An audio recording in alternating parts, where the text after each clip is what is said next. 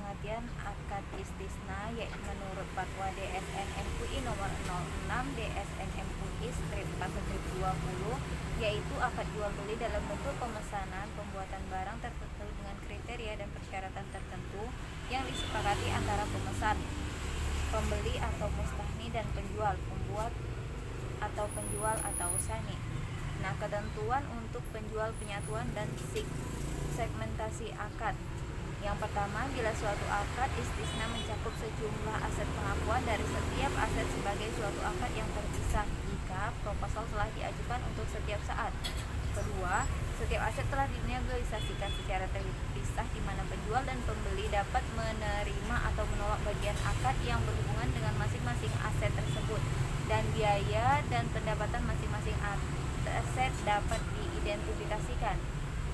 Kemudian, suatu kelompok akad istisna dengan satu atau beberapa pembeli harus diperlakukan sebagai suatu akad istisna jika kelompok akad tersebut dinegosiasikan sebagai paket.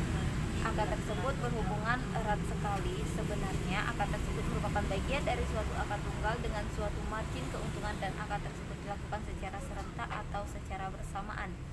Ketiga, jika ada pemesanan aset tambahan dengan akad istisna terpisah, tambahan aset diperlakukan sebagai akad yang terpisah jika aset tambahan berbeda secara signifikan dengan aset dalam akad istisna awal dalam desain, teknologi atau fungsi, atau harga aset tambahan dinegosiasikan tanpa terkait harga akad istisna awal.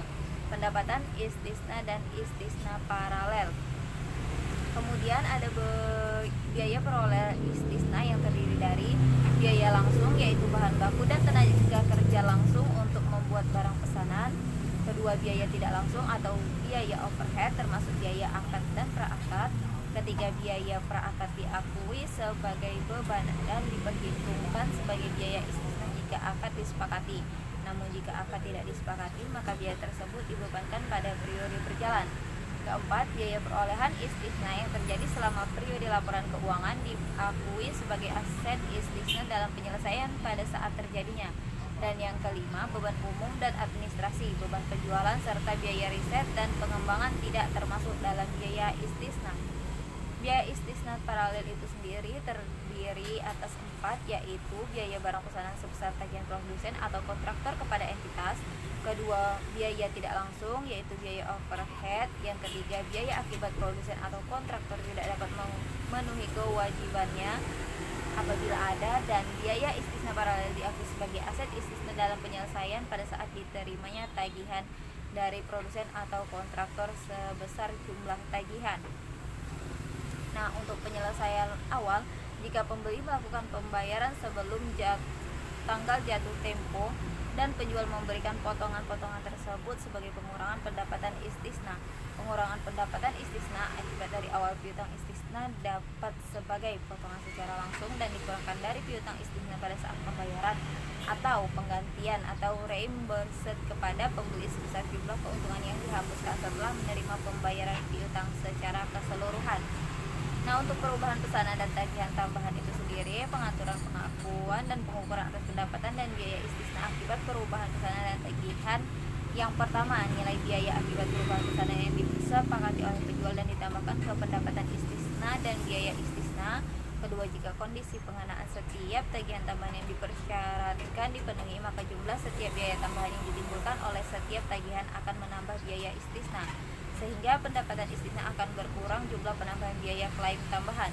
Yang ketiga, perlakuan akuntansi A dan B juga berlaku pada istisna paralel, tetapi biaya perubahan pesanan dan tagihan tambahan ditentukan oleh produsen atau kontraktor yang disetujui berdasarkan akad istisna paralel. Nah, untuk pengakuan taksiran rugi sendiri, yaitu jika besar kemungkinan terjadi bahwa total biaya perolehan istisna akan melebihi pendapatan istisna, taksiran kerugian harus segera diakui. Jumlah keuntungan ditentukan tanpa memperhatikan apakah pekerjaan istisna telah dilakukan atau belum, tahap penyelesaian pembuatan barang pesanan, atau jumlah laba yang diharapkan dari akad yang tidak diperlakukan sebagai suatu akad tunggal paragraf. Nah, akuntansi untuk pembeli sendiri yaitu akuntansi transaksi istisna dari sudut pandang pembeli, yang dimana satunya membeli mengakui set istisna dalam pembayaran sebesar jumlah termin yang ditagih oleh penjual dan sekaligus mengakui hutang istisna kepada penjual. Aset istisna yang diperoleh melalui transaksi istisna dengan pembayaran lebih dari 1 tahun diakui sebesar biaya perolehan tunai, di mana selisih antara harga beli yang disepakati dalam akad istisna tangguh dan biaya perolehan tunai diakui sebagai beban istisna tangguhan. Beban istisna tangguhan diamortisasi secara proporsional sesuai dengan proporsi pelunasan utang istisna, dan jika barang terlambat diserahkan karena kelalaian atau kesalahan penjual dan mengakibatkan kerugian pembeli, maka kerugian itu tidak sebanding dengan penyelesaian yang diserahkan kepada penjual.